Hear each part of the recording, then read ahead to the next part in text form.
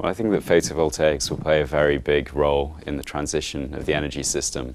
And we've seen growth year on year with very, very high levels of installations of PV arrays across Europe.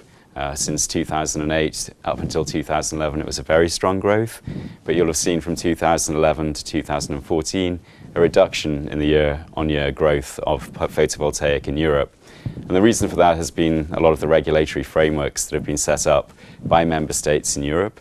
And some of them have been, unfortunately, not very supportive of the growth of the industry. And we've seen retroactive measures have been introduced in certain member states which have reduced the growth of photovoltaic installations across Europe.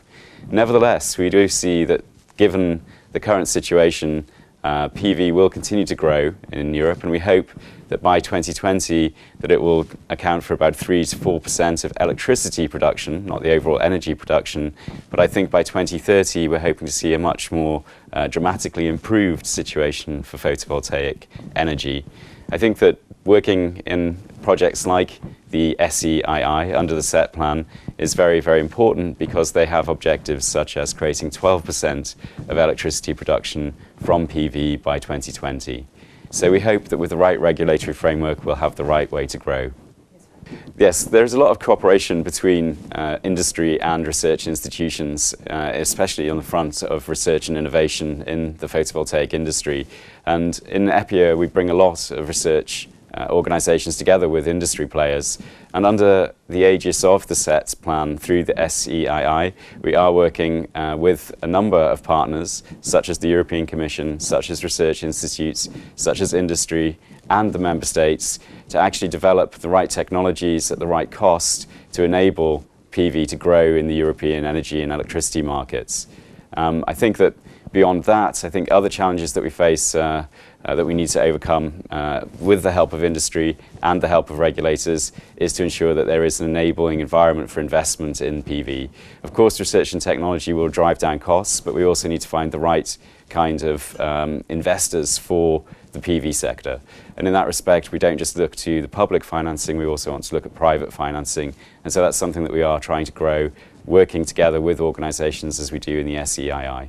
I think it's hard to give an overall figure, but the figure that we've looked at under the SEII work is to say in the region of about 3 billion. We think that there'd be 3 billion would be needed to be able to achieve the objectives of the integrated roadmap under the SEII, and that should come from indeed contributions from the European Commission, which we are seeing through projects like H2020 and also under NER 300.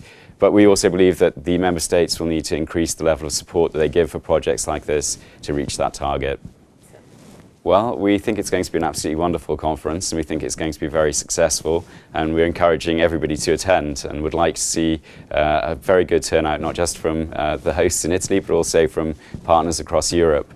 I think that we have a feeling that there are going to be a number of things that we need to look at. And beginning with things like visibility, we think the conference will provide a great visibility for the work that's being done, and particularly the focus on the consumer element, which we think is really important. And PV has a very, very unique proposition in its democratization of energy production. So we really are very pleased that there's a strong consumer focus, and I think drawing visibility to that will be important in the conference.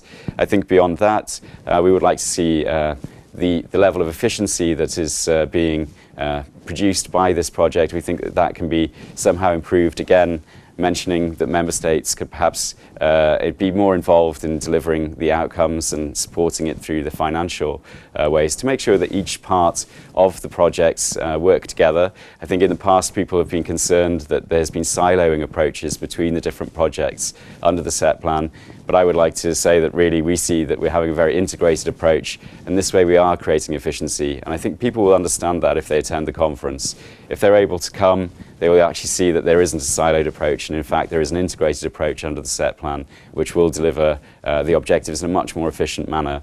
And then I think finally the most important thing is about the implementation. People will be able to see exactly how far we've gone, and will be able to be encouraged to understand what we are trying to achieve, and understand that we are on target to actually get a good result from this project. So those are the three things that we think are really going to be drawn out by the conference.